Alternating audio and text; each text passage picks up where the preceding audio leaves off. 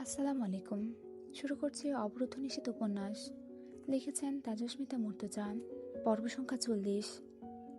বিকেলের নরম রোদ দোতলার সিঁড়িঘরের জানালা পেরিয়ে চাঁদনির মুখে পড়ছিল। কি যে রমণীয় লাগছিল দেখতে।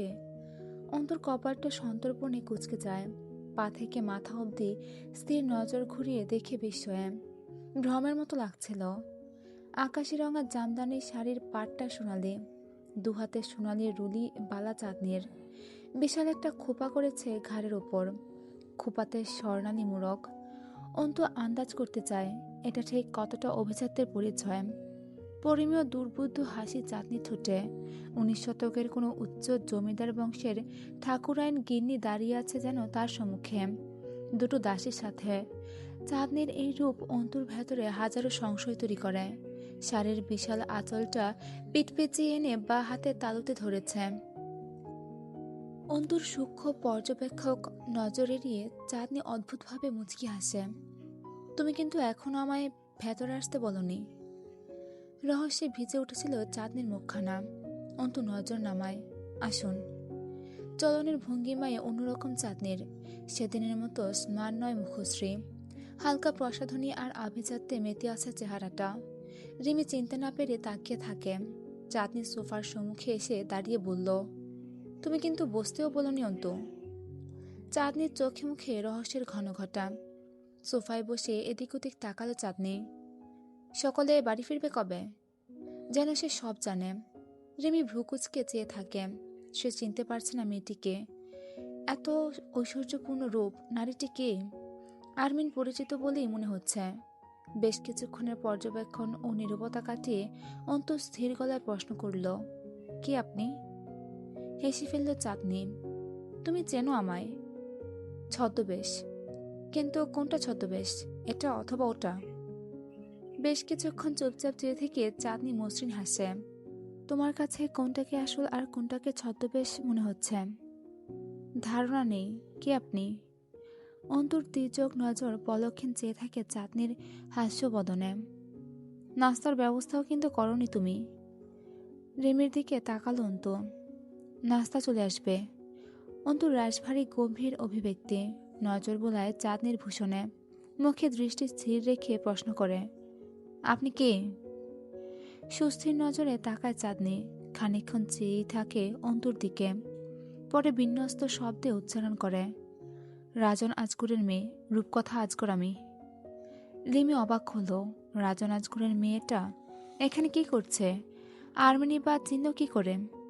অন্তুর নাকের পাটা ফুলে ওঠে। ভ্রুর মাঝে ভাঁজ পড়ে আলগোছে।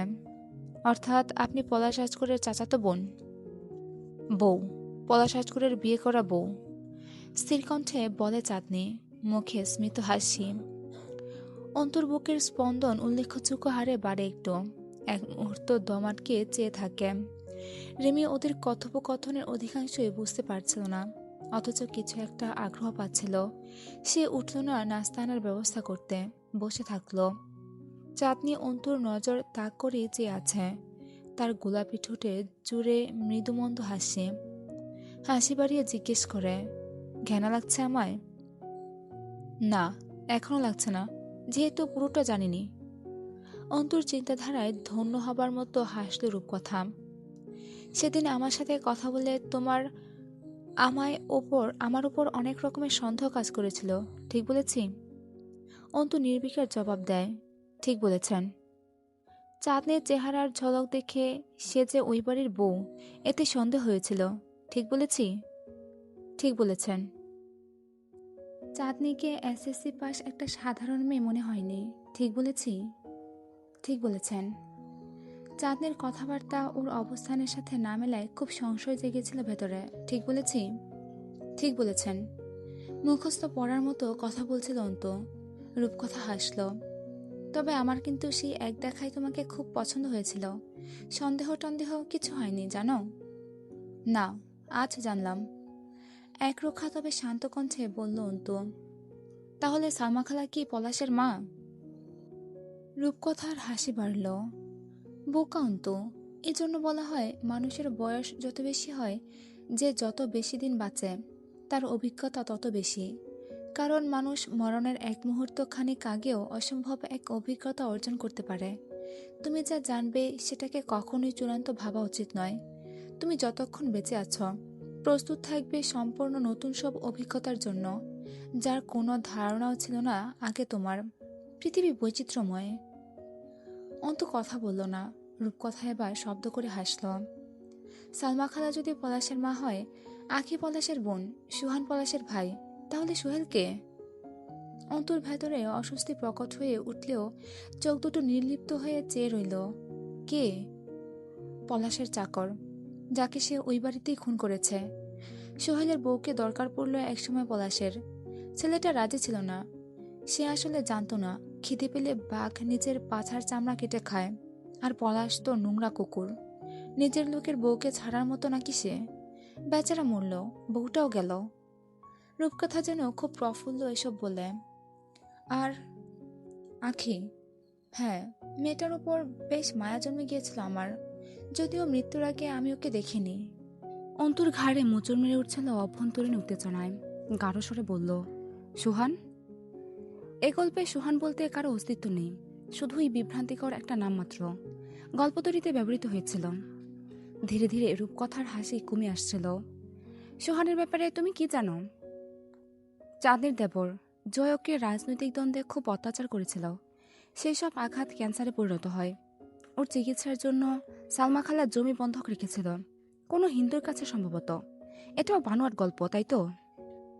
রূপকথা চুপ রইল ক্ষণকাল, এরপর বলল, আখের নাম আখেনা, একটা সুন্দর আছে ওই সুন্দর মেয়েটার, মনে নেই আমার। ওর ভাই সুহান না হলেও ভাইও ছিল একটা, যার কাহিনী সুহানের কাহিনীর মতোই, তবে সত্যি। অন্তু মানসিকভাবে খুব বিপর্যস্ত বোধ করছিল। পিঠে ব্যথায় সোজা হয়ে বসা দায়, তার উপর চাপা বিষয়ে শিরদাঁড়া টনটন করছিল। কিছুক্ষণ মেঝের দিকে ঝুঁকে বসে থেকে বলল, সালমা কে? রূপকথা পূর্ণ দৃষ্টি মিলে তাকায়। তুমি কখনো পতিতালয়ে যাওনি না? ঘুরে দেখতেও যাওনি? যাইনি।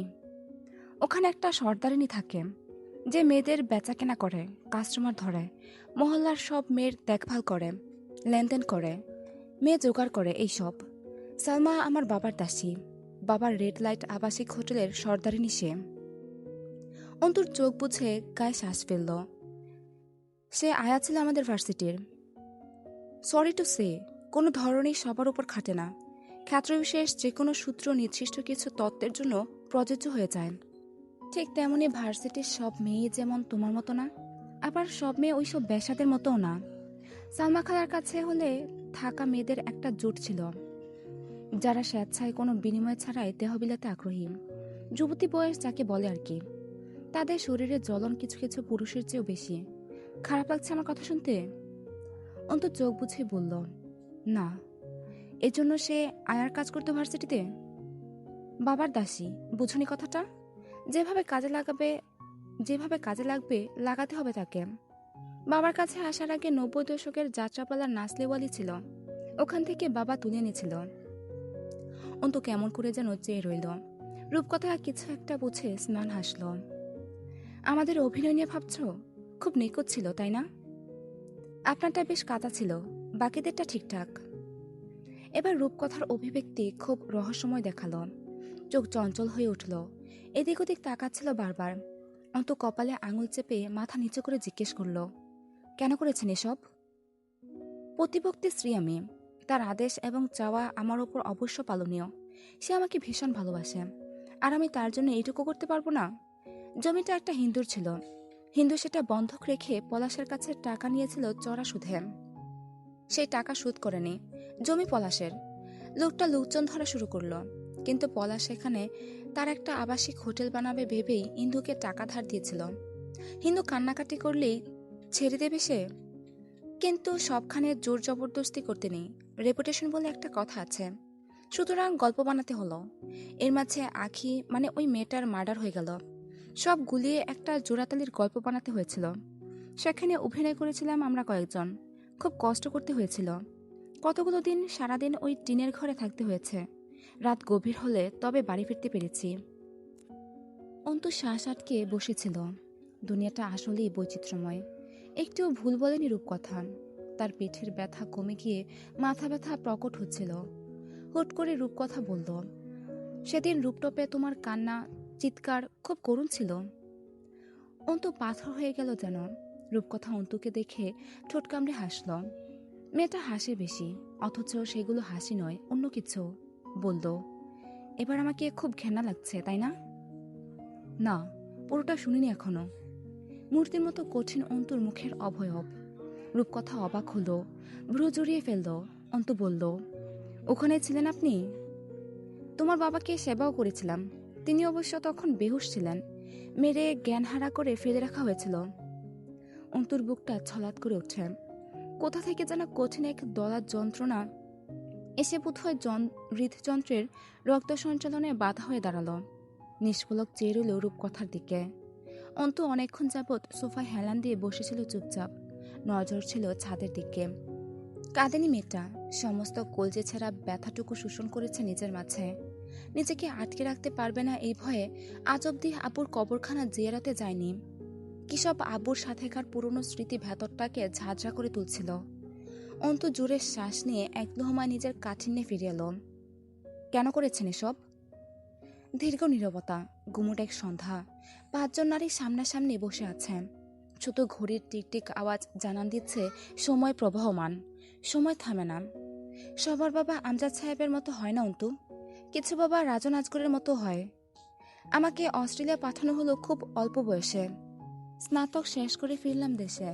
বাবা ঢাকা থেকে ফিরল, রাতে ডেকে বলল, রূপ, মামনি, আপনারে আর আমার কাছে রাখতে চাচ্ছি না। আমি বেশ লজ্জা পেয়ে গেলাম। আমি যাচ্ছি না কোথাও। বাবা হাসতে হাসতে বলল, কোথাও যেতে হবে না, শুধু তোমাকে নিজের কাঁধ থেকে ছাড়তে চাইছি। এই পর্যায়ে মলিন হাসল রূপকথা। জানতে পারলাম পলাশ ভাইয়ের সাথে বাবা বাঁধতে চায় আমাকে। পালাতে চেয়েছিলাম আমি, লুকিয়ে দেশের বাইরে চলে যেতে চেয়েছিলাম। বাবা কেন এমন চাইলো জানো? বাবার ধান্দা সামলানোর ক্ষেত্রে বড় চাচার ছেলে পলাশ বাবার চেয়েও বেশি দক্ষ। আর তাকে হাতে রাখতে, সম্পত্তি নিজের রক্তের কাছে রাখতে সে নিজের ঐশ্বর্যজাত মেয়েকে বলি দিতে পারে বাবা শখের সাথে। এ অবস্থায় তুমি হলে কি করতে অন্তু? বাবাহীন সন্তান আমি, এই পরিচিতিতে জীবন কাটিয়ে দিতাম। ওটা তো জারজের পর্যায়ে চলে যেত, তুমি বাস্টার্ড বলে পরিচিত হতে। আপনার বাবার মতো বাবাকে বাবা মানার চেয়ে কি ভালো নয় আমি পিতৃপরিচয়হীন আজন্মা হয়ে বাঁচব? উদাস হয়ে পড়ল রূপকথা। আমি পারিনি, বাবার স্বার্থপরতার কাছে মানসিকভাবে হেরে গিয়েছিলাম। এরপর, এই তুমি আমার বাসর রাতের গল্প শুনবে? অন্তু জবাব দিল না। রূপকথা সোফাতে শরীর এলিয়ে শাড়ির কুচি কুটিয়ে পায়ের উপর পা তুলে বসল, দৃষ্টি ছাদে নিবদ্ধ। এত সুন্দরী রূপকথা, তার উপর এমন সাজসজ্জা, ঠিক যেন রাজকুমারী লাগছে, অথচ মুখটা স্নান এখনো। পলাশ ভাইয়াকে একটা বাংলো বানিয়ে দিয়েছিল বাবা, সেখানে কাঁচা গোলাপের বাসর। বসে আছি আমি, মৃত্যুর অপেক্ষা করছে। পলাশ এলো, হাতে অ্যালকোহল ভর্তি হিপ ফ্লাক্স, ফুলের উপর ছেঁচড়ে আদর্শ হয়ে পড়ল। দেরি করার সময় নেই তার। ঢকঢক করে খানিক গিলে একটানে আমার শাড়ির প্রান্ত ধরে টান দিল।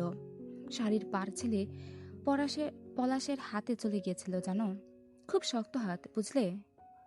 অন্তু চুপচাপ তাকিয়ে রয় রূপকথার দিকে। মেয়েটা ছাদের দিকে তাকিয়ে কথা বলছে। সেডিজম বুঝো? সেডিস্ট না, ভয়াবহ মানসিক রোগ। সাধারণ পুরুষেরা নারীকে স্পর্শ করে এবং আদরের মাধ্যমে নিজেদের শারীরিক চাহিদা মেটায়। এই রোগে আক্রান্তরা কি করে জানো? অন্তু তাকিয়ে রইল। ধর্ষকামী হয়, অর্থাৎ সাধারণভাবে নারী দেহ ভোগ করে এরা সন্তুষ্টি পায় না। নারীর শারীরিক যন্ত্রণায় যত বেশি চিৎকার করে, এদের কানে সেই চিৎকারের আওয়াজ, নারী দেহের ক্ষত এবং মুখের করুণ কাতরতা এদেরকে যৌন সুখ দেয়। অর্থাৎ এরা নারী শরীরকে অমানসিক আঘাতের মাধ্যমে সুখ পায়। অন্তুর ভেতরটা অস্থির হয়ে উঠল। এই তৃপ্তিটা অন্তু সেদিন রুফটপে পলাশের মুখে দেখেছিল, যখন অন্তু কাঁদছিল। অন্তু অবাক হলো। জয় অসংখ্যবার বলেছে পলাশ পাগল, ওর মানসিক সমস্যা আছে, ও শালা সাইকো। জয়ামের সাধারণভাবে কঠিন সব সত্যি বলে, বোঝার উপায় থাকে না। অন্তু কপাল চেপে ধরল। রূপকথা বলল, আমার শরীরে অনেক দগদগে গা আছে, দেখবে? অন্তু কিছুক্ষণ চুপ থেকে বলল, এরপর কি হয়েছিল? রূপকথা হাসল। বাসর হলো। যা এতদিন অন্য সব মেয়েরা শুয়েছে তা আমি শুইলাম। চাবুক দিয়ে পেটানো হলো আমাকে।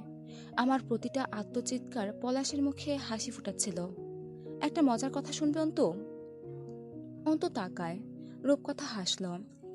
বাবা আমাদের বাসর ঘরের বাইরে সোফায় বসে ড্রিঙ্ক করছিলেন। আমার চিৎকারে প্রতিটা ইটের গাঁথনি কেঁপেছিল সেদিন। বাবা খুব শক্ত লোক, তাই না? বাবারা এমন হয়, অবিশ্বাস্য। অন্তুর মনে হলো তার সাথে কিছুই হয়নি। এই দুনিয়ার কোপানলে সে পড়েইনি। হুম, জয় এমন নয়। জয় ঘৃণ্য, তবে তুলনায় গেলে জয় অনেক সুস্থ। জিজ্ঞেস করল, এরপর? আমাকে উল্টো করে শক্ত করে খাটের সাথে বাঁধল পলাশ দড়ি দিয়ে। অন্তু আর শুনতে চাইল না। তার ভেতরে অদ্ভুত ধরনের এক হিংস্রতা কাজ করছে, সাথে মেন্টালি ডিপ প্রেশার ফিল করছিল। শরীরটা অবশ হয়ে আসছে। রূপকথা থামল না। সারা পিঠে কোনো মাংসাশী প্রাণীর মতো কামড়েছিল পলাশ, যেন সে খুবলে মাংস খেতে চায়। আমার চিৎকার কমে আসলে তার আঘাত জোরালো হচ্ছিল। সে চিৎকার শোনে এবং আমার কান্নায় তৃপ্তি পাচ্ছিল। অন্তু হাত উঁচিয়ে ধরল। সে আর শুনতে চায় না, নিতে পারছে না। রূপকথায় সোজা হয়ে বসল। তোমার মনে প্রশ্ন আসছে না, বাবা কি করে সহ্য করছিল? বাবার আবার এমন হয় নাকি? অন্তু উঠে দাঁড়িয়ে পড়ল। সে আর নিতেই পারছে না। তার সামনে বাবা মানে আমজাদ সাহেব, এক ব্যক্তিত্ববান, গম্ভীর, কর্তব্যপরায়ণ, নিখুঁত মানুষ। অস্থির চিত্তে এদিক ওদিক তাকালো। ঘেমে উঠেছে শরীরটা। তার মনে হচ্ছিল সে কোনো ডার্ক ম্যাগাজিন পড়ছে। এসব বাস্তব হতে পারে না। হাত পা ঘষতে ঘষতে বসে পড়ল। রূপকথা একদম স্বাভাবিক, চোখে মুখে বরফের মতো শীতলতা। মনে হচ্ছে সে খুব রিল্যাক্সে আছে। অন্তু বলল, আপনার তথাকথিত বাবা অর্থাৎ রাজনাজগরও পাগল? রূপকথা হেসে ফেলল। প্যাডোফিলিয়া বুঝো? বোঝান। আজ অনেক কিছু বোঝার আছে আমার।